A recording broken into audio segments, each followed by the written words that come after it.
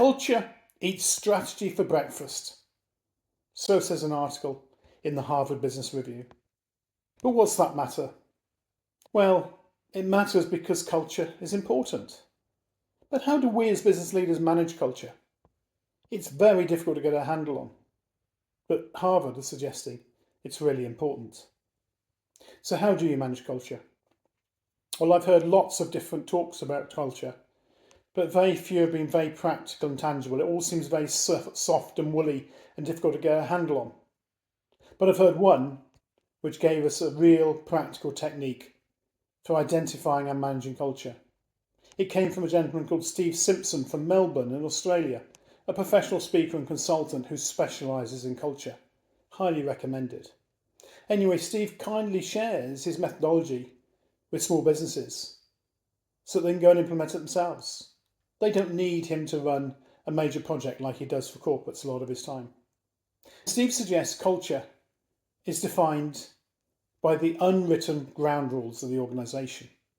Yes, the unwritten ground rules. He suggests the formal rules, the policies, processes, systems, procedures are not what determines how people behave in the organisation. He suggests there are unwritten ground rules that very often people don't notice, they just behave that way.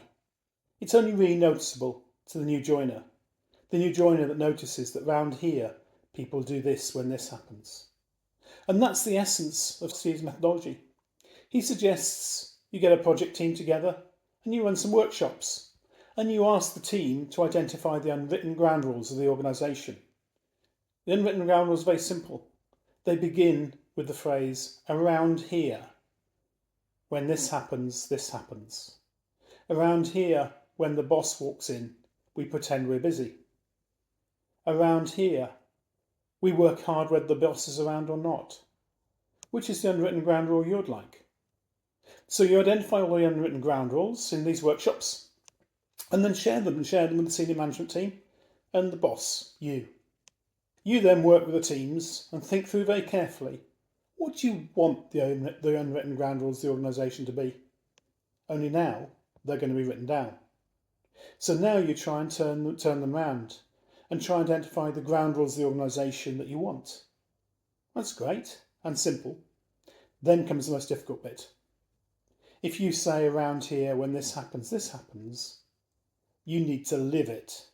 You need to be prepared to be challenged and held accountable for living those values yourself. Because you see, they won't behave in that way. The culture won't develop in that way if you don't demonstrate it as a leader. So that's the essence of the tip. Relatively straightforward.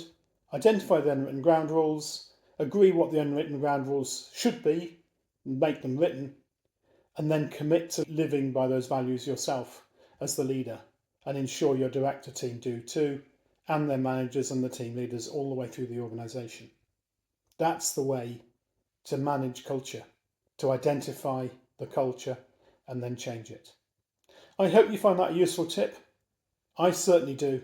I wish I'd known it a lot earlier in my career because culture has always been one of the things I've had to work really hard on. Good luck with using that tip in your business and please give me feedback on how it goes for you. Thank you.